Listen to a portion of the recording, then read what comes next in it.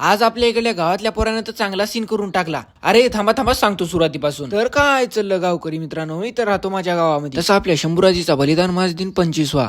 आता नेटकच आपल्या शंभूराजीची ती पूजा ती करून घेतली होती आणि आज तसं आपण निघालतो आपल्या तालुक्यावरती. माझ्या तर माग लोहा नाही तर शेताकडे जात असतो आपण. आज जाण्याचं कारण म्हणजे स्पेशली आज मंगळवारचा बाजार होता. मेन म्हणजे त्याच्यामुळे तर आपल्याला जायचं होतं ना. आता आपली जिथून शिक्षणाची सुरुवात झाली ना, त्या लहानपणाच्या शाळेमध्ये आलो गोविंदला नेण्याकरिता, कारण का त्याला पण बाजार आणण्यासाठी यायचं होतं. तितक्यात नम करता आपल्याला स्वीटचे फॉलोअर्स पण भेटले आणि मेन म्हणजे मला कधी वाटलं पण नव्हतं माझे व्हिडिओ स्वीटचे जिलेपिले पण बघतात.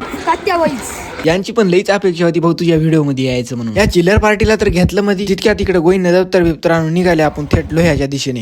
आणि हे कार्ट कयाच्या खुशीमध्ये बापू. तितक्यात नेटकच आपण लोहा पण अर्धा पास केला. शिवरायांचं स्मारक दिसलं ना, तुम्ही आता समजूनच गेले असताना आपण कुठं आल्या ते. म्हणजे आपण आपल्या आपल्या मंजिलीवर पोहोचलो. आणि इथं आल्यास कळालं की पुढच्या टायरात तर हवाच नव्हती. नगदीच आपला कार्यक्रम होऊन गेला आणि इथपर्यंत नेमकं आलो तर कसं बरोबर बा. काही 40च्या वरी नसन.